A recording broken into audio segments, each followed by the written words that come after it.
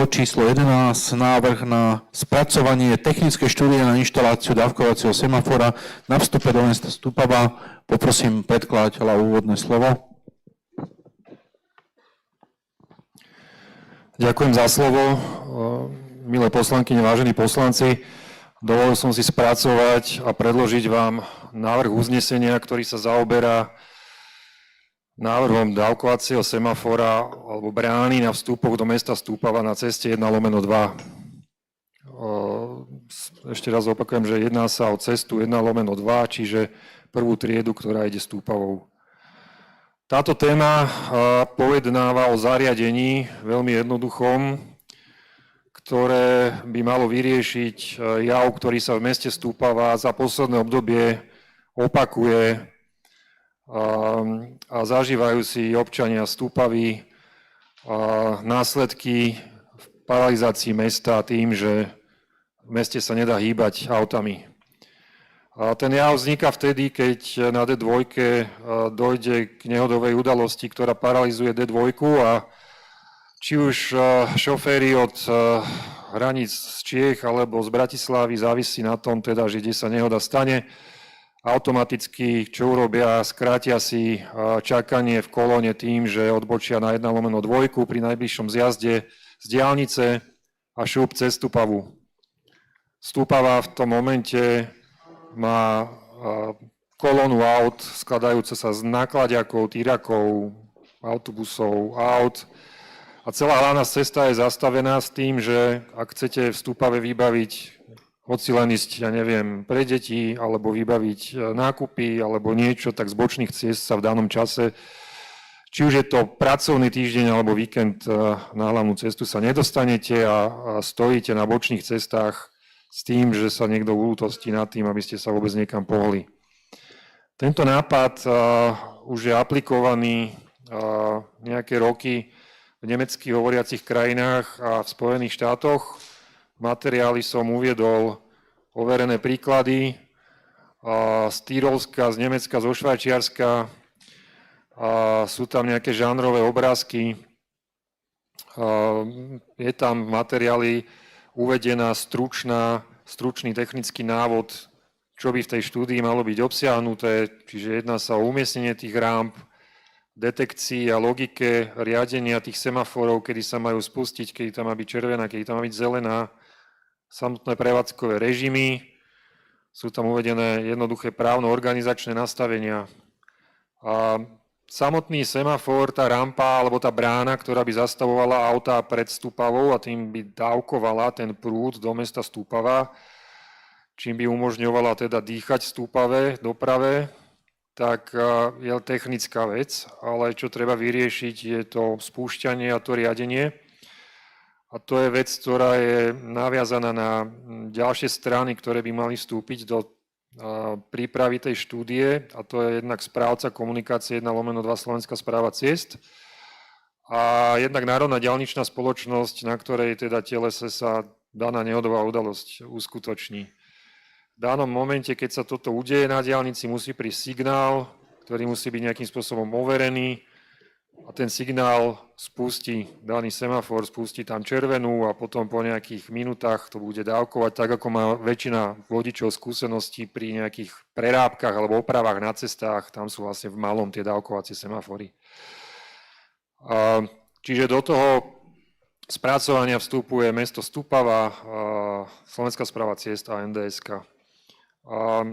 Samozrejme z toho režimu, ktorý, podotýkam, funguje len naozaj v čase, keď je na diaľnici nehoda, čiže po väčšinu času tam buď bude blikať oranžová, alebo bude semafor vypnutý, tak má aj svoje plusy, aj svoje minusy. V tom materiáli som vám tam spísal teda jednoduché nejaké plusy a minusy.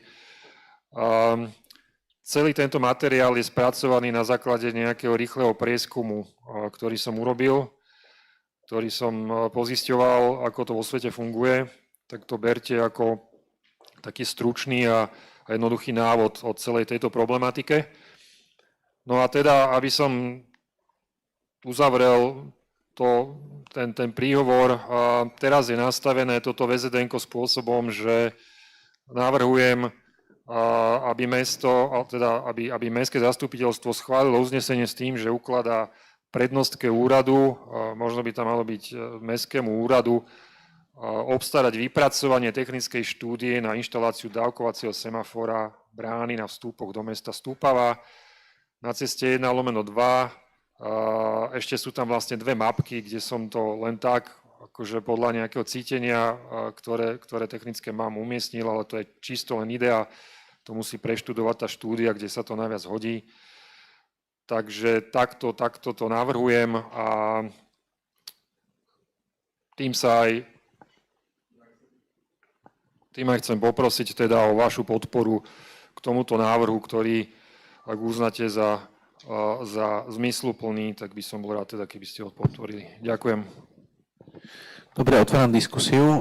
Nech sa páči, pán viceprimátor sa hlásil. Ďakujem pekne za slovo. Chcel by som sa spýtať, či bude nejaká spolúčasť mesta alebo nejaká participácia mesta na tomto projekte a teda koľko nás to bude stáť z rozpočtu peňazí. Čo sme povinní zabezpečiť, čo nie sme povinní. Dobre, nech sa páči. Takáto štúdia, jednak na Slovensku takéto niečo ešte nie je použité, takže ak sa nám to podarí, by sme boli v tomto priekopníci. Ale na druhej strane, ale nie len Stúpava, x ďalších miest a dedín má problémy popri diaľnici. Nemám informáciu, že by to riešili. Je možné, že ak sa do toho pustíme, že budeme prví a že možno aj budeme mať nejaký možný odpor, a možno ani nie z nejakého technického, logického hľadiska, ale z toho, že ľudia na Slovensku moc do nových vecí nechcú ísť a máme skúsenosti, hlavne teda so správcom Slovenského správu ciest, že tam žiadni vizionári ani priekopníci teda zatiaľ nie sú. Takže neviem vám povedať presný odhad tej štúdie, mal by to dostať nejaký dopravný inžinier ako štúdiu zadané. A tá štúdia, keď len porovnáme čisto na hrubo štúdie, ktoré sa dávajú robiť, tak to môže byť náklad okolo 3 až 5 tisíc eur.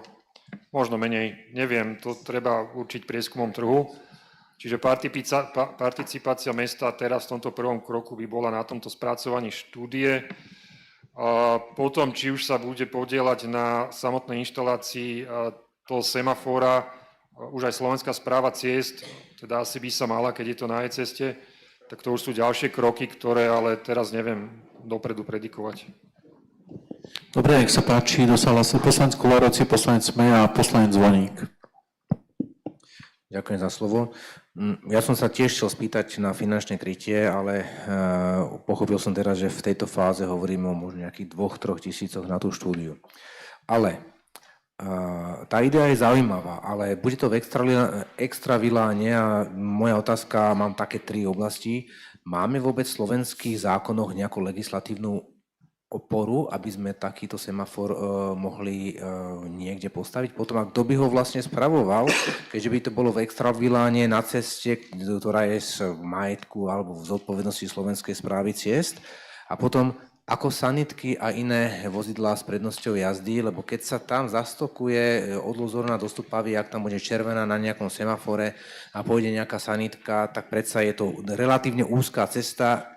Ako toto budeme riešiť? To sú len také otázky, ktoré by som rád vedel, že či sme sa vôbec nad nimi zamysleli, tak možno ťa poprosím o komentovanie.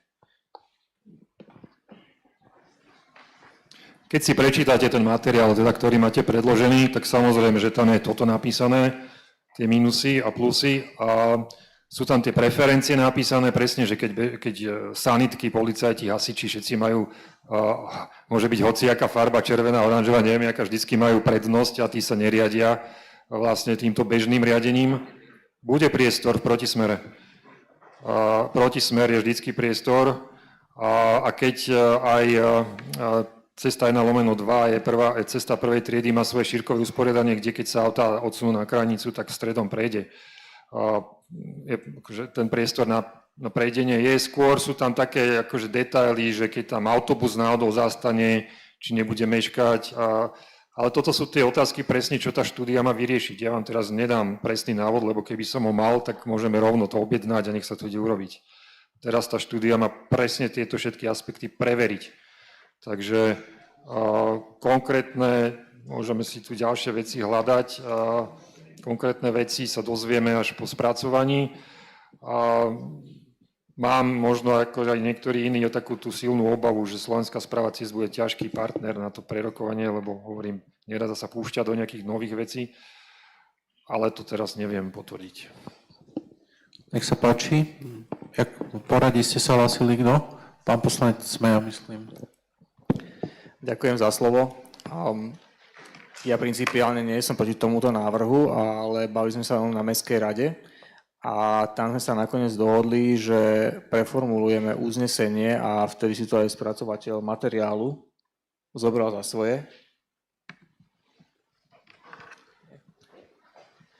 A teda, aby som doplnil informáciu, takže dohodli sme sa na tom, že uznesenie bude vo forme, ktoré bude hovoriť o tom, že Mestský úrad osloví správcov komunikácií, teda Národnú diaľničnú spoločnosť a Slovenskú správu ciest, o tom, či takéto niečo si aj oni vedia predstaviť, aby sa mohlo zrealizovať. Teda nie, že my pôjdeme teraz vypracovať štúdiu, ale že sa dostaneme do partnerstva a mesto bude tým iniciačným orgánom k tomu, aby spojil NDS-ku a SSC-čku na to, aby sme takéto riešenie mohli implementovať a začať ho prevádzkovať. A potom ani tak nie, že my, ale skôr si myslím, že tí správcovia komunikácií by toto mali mať na starosti. Toto nemá čo prevádzkovať mesto, ale ten semafor by malo prevádzkovať Slovenská správa ciest v spolupráci s NDS-kou najskôr. Čiže otázku teda mám na prekladateľa materiálu, že by sme sa teda mali vrátiť k tomu návrhu uznesenia, ktorý preformulovala Mestská rada a ktorý mi dáva väčší zmysel. Takto sa mi to teda veľmi nepozdáva.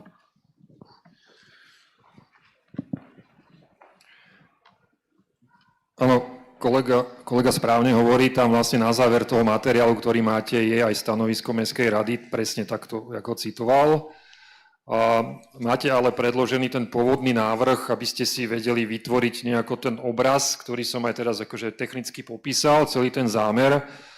A áno, na Mestskej rade sme sa nakoniec zhodli, že by sa to dalo v takej redukovanej forme, ako to tu je napísané.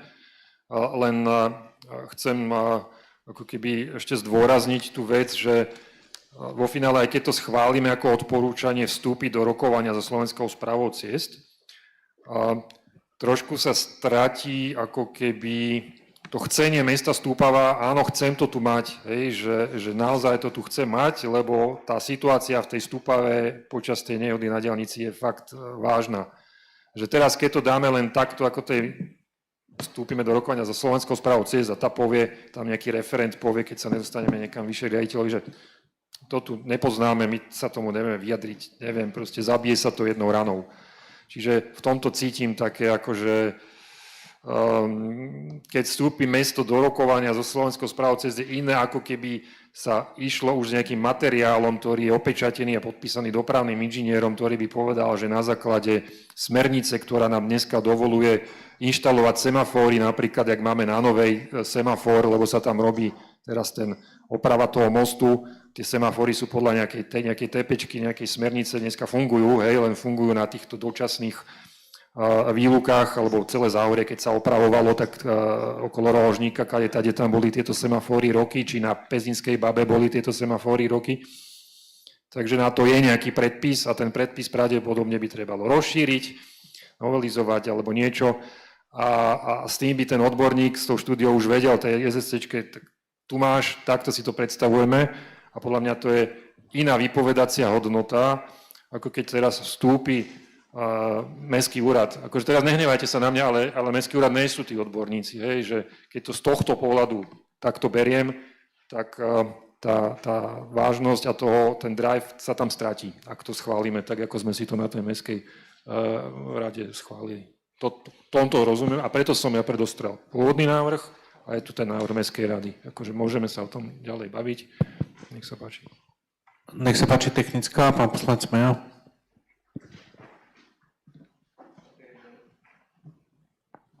Že rozumiem, čo hovoríš, ale aj tak by som tomu dal možno skôr takú postupnosť, že najprv proste nech úrad osloví týchto správcov komunikácií, uvidíme, čo bude odpoveďou a následne teda, ak nie, možno nás prekvapia, A ak nie, tak potom sa teda pustíme do nejakej štúdie, ale to je aj to, čo hovoril z počiatku Marek Lacka, že my potrebujeme na to krytie v rozpočte a ten rozpočet vyzerá ako vyzerá, čiže myšlienka nie je zlá, len teda postupnosť krokov by som zvolil skôr takúto.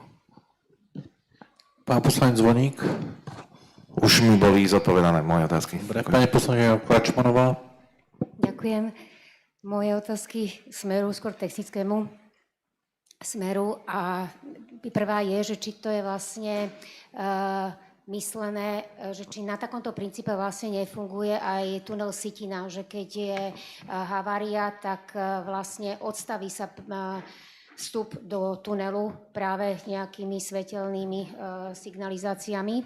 To je prvá otázka. A druhá otázka, sú tu spomenuté nejaké mesta v zahraničí, že či nemáš nejaké skúsenosti, ako je to riešené s medzimestskou dopravou, pretože ona je rovnako postihnutá ako tí obyvateľia, ktorí z tých bočných ulic majú problém sa dostať na hlavnú ulicu, čo vlastne môže spôsobiť práve ďalšie kolízie, lebo práve tie kamiony a auta, ktoré schádzajú z tej diaľnice kvôli tým haváriám, tak znemožňujú tým autobusom, medzimestským autobusom prechádzať cez mesto. Tak ako to je riešené v zahraničí?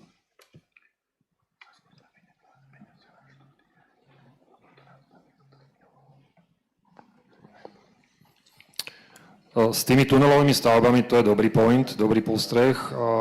To tak naozaj vlastne funguje, že každý, kto jazdíme do Bratislavy a Sitina je zavretá, tak vieme, že musíme zliesť na Patrónke a proste to obchádzať. Čiže tam nejaká tiež viditeľne smernica alebo technický predpis existuje na tento postup a dal by sa možno aplikovať. Toto je dobrá myšlienka.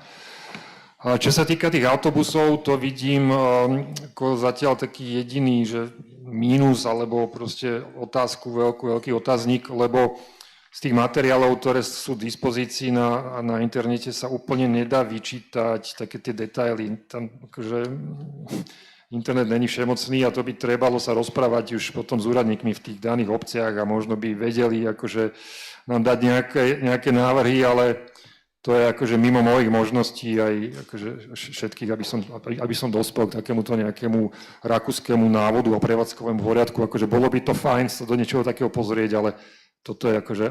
myslím si, že tí odborníci, ktorí sa tu pohybujú v oblasti dopravy, by mohli v rámci spolupráce a stretávania sa s odborníkmi zo zahraničia niečo vedieť viac, ale tuto ja končím, tu neviem ďalej povedať. Dobre, ďakujem pekne. Pokiaľ nevidím nikoho prihláseného, dovolte mi teda povedať môj názor. Ako myšlienka to zlá není, ale podľa môjho názoru ja sa prikláňam tomu, čo povedala Mestská rada, alebo čo navrhla Mestská rada. Za prvé vôbec netušíme, koľko by stálo, ak by sme to takto schválili, tak do 3 mesiacov musíme obstarať vypracované technické štúdie na nejaké takéto zariadenie. Vôbec netušíme, čo to bude stáť. Ja si myslím, že to nebude 3-5 tisíc eur, ale že to bude možno v desiatkách tisíc eur. To je prvá vec. A druhá vec je, že musíme si uvedomiť, že ideme, alebo chceme dať semafor vlastníkovi cesty Slovenskej správe ciest na jeho cestu, na jeho komunikáciu. Takže bez toho, aby sme my mali aspoň nejaký predbežný súhlas Slovenskej správy ciest, že vôbec budú nad tým uvažovať, tak podľa môjho názoru to je zbytočné. Hej, takto to vidím ja. Ja si pamätám pred 7 rokmi, keď sme sa bavili, že čo centre Stupavi či Krúháč alebo Svetlá, tak povedali, že Svetlá nie, preto lebo Stupava je obchádzková trasa pri nehode na diaľnici. Oni s tým normálne počítajú ako cestou 1/1 ako s obchádzkovou trasou proste. To znamená, teraz to idú robiť, už Slovenská správa už doručila vlastne zmluvu o tom, že my prevezmeme tú svetelnú signalizáciu, dávali sme to a teda pôjde to do Komisie majetkovej dopravnej. Na následky toho, že keď som bola v ministerstve dopravy a som im vysvetlal tú situáciu, tak mi povedali, že keď oni zrušia Lidl, tak to budú robiť za vlastné. Tak nech to robia za vlastné. Ja tam vidím len jeden veľký problém a to je, že nechcú tam dať železničnú. Takže dúfam, že z dopravnej komisie dostanem nejaké nejaké jasné stanovisko. Ale späť tomuto, ja sa naozaj prikláňam tomu, čo povedala Mestská rada, že najprv to nejakým spôsobom otvoriť so Slovenskou správou ciest, si to odkomunikovať. Pokiaľ to oni kategoricky zamietnú, tak to asi nemá veľký zmysel.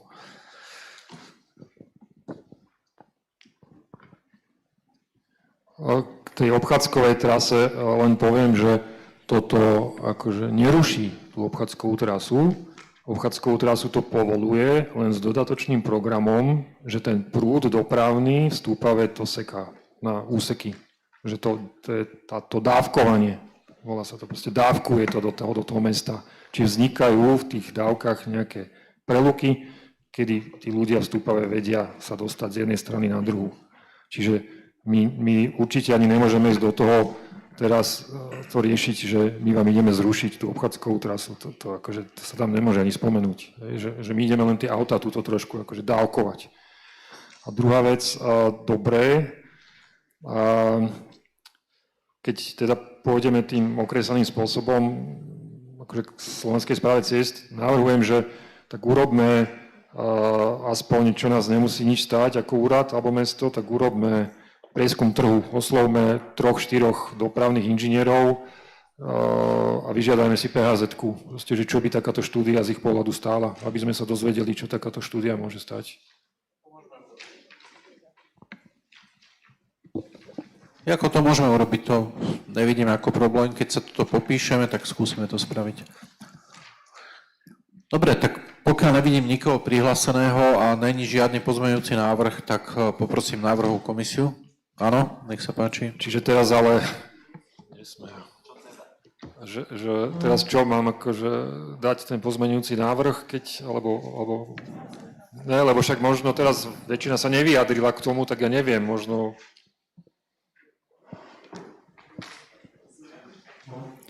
Že dať to teraz akože... No máme tu zatiaľ toto predložené, áno, hej? Čiže buď sa bude hlasovať o tomto, alebo sa dá pozmeňujúci návrh. To sú len dve možnosti.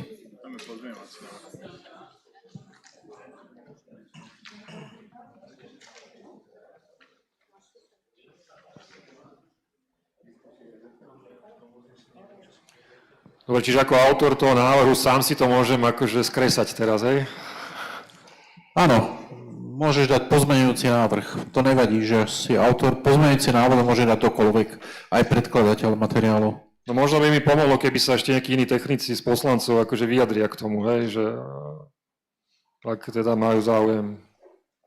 Tak je to na poslancoch. Pán poslanec Lacka. Ďakujem za slovo. Janko, normálne daj pozmeňujúci návrh len na THZ-ku so slovením do nejakého termínu a tam to ukončiť. Mám za to, že už diskusia je ukončená. A daj Ešte len som ju neukončil. Ešte nie? Nie.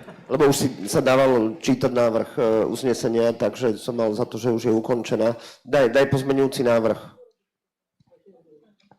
Nech to neblokujeme, alebo dať túto THZ-ku, daj to v bode rôzne a cez prestávku to sformulujme. No dobre, tak mením teda to uznesenie v zmysle textu na miesto uklada prednostke a podobne, ak to tam máte v tom materiáli, tak navrhujem na uklada Mestskému úradu vstúpiť do rokovania so správcom komunikácie SSC na vypracovanie technickej štúdie na inštaláciu dávkovacieho semafóra na vstúpok do mesta Stúpava na ceste 1/2 a spracovanie PHZ-ky prieskumom trhu na spracovanie štúdie. Dobre, takže počuli sme. Nevadí. Ja vám to doručím. K tej PHZ, keď môžem, vy tam už musíte mať vyjadrenie vlastníka. Keď ja to spustím cez EVO, tak ja nemôžem na parcelu, ktorá by nebola v našom vlastníctve, respektíve to cestné teleso, čiže ja musím mať minimálne súhlas z toho, že môžem tam niečo realizovať, čiže tá PHZ-ka je tiež otázna. Nechajme to prv na to rokovanie, následne vás budeme informovať, čo sme vyrokovali. Môže sa stať, že oni povedia zásadne nie, lebo a tým pádom, respektíve povedia tie okolnosti. Ale bavíme sa o tom istom, my nehovoríme teraz o verejnom obstarávaní, len o PHZ-ke. že pokiaľ som ťa dobre rozumel, aby sa oslovili dopravní odborníci, aby nám dali nejakú predbežnú sumu na spracovanie takejto štúdie. O tomto sa bavíme a na to nepotrebujeme súhlas vlastníka.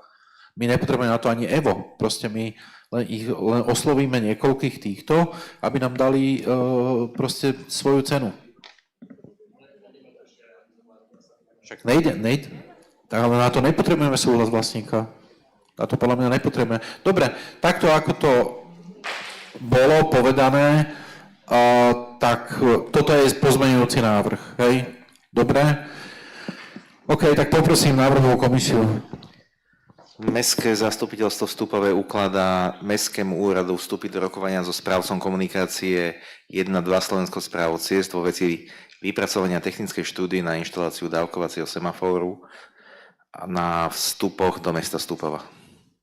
A ešte tam bolo to, že a zistenie predpokladanie hodnoty zákazky vypracovania technickej štúdie na inštaláciu dávkového semaforu. Tak, hej? Dobre. A k tomu zistenie ceny technickej štúdie na vypracovanie. Dobre. Tak prosím, hlasujte, kto je za. Tuto vidím všetkých poslancov. Ďakujem. Pre istotu bol niekto proti, zdržal sa. Nikto, dobre, všetci boli za. Ďakujem.